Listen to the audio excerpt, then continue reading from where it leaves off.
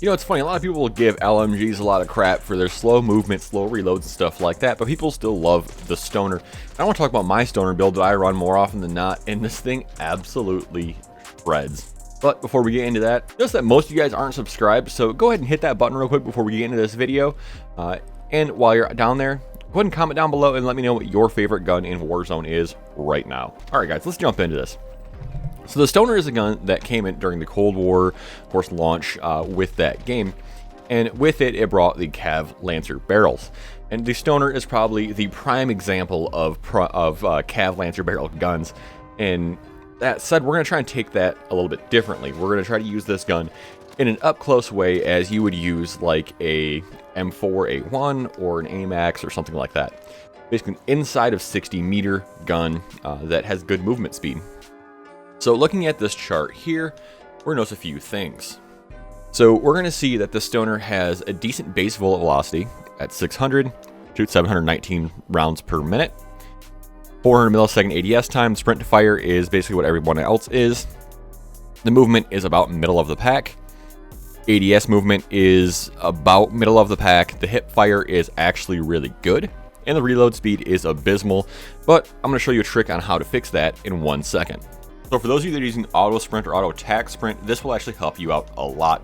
So you notice that the standard reload speed is going to be 6.3 seconds with a standard magazine that's not the fast mag. So with the standard magazine or the 120 round mag, what you're going to do is you're going to keep an eye on the bottom left of your screen.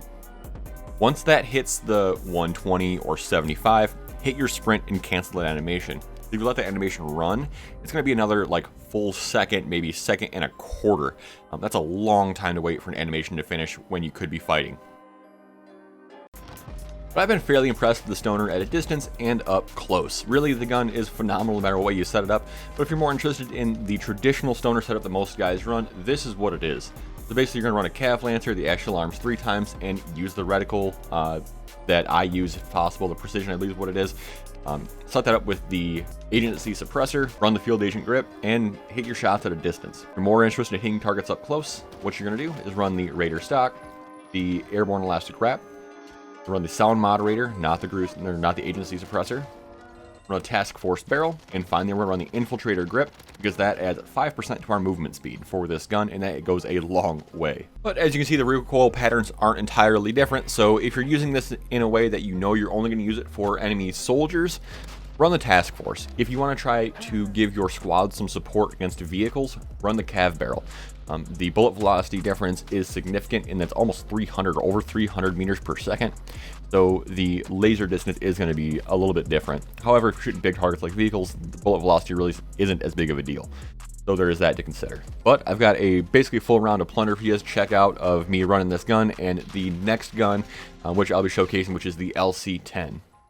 Have a good one, guys. Thanks for watching. See you around.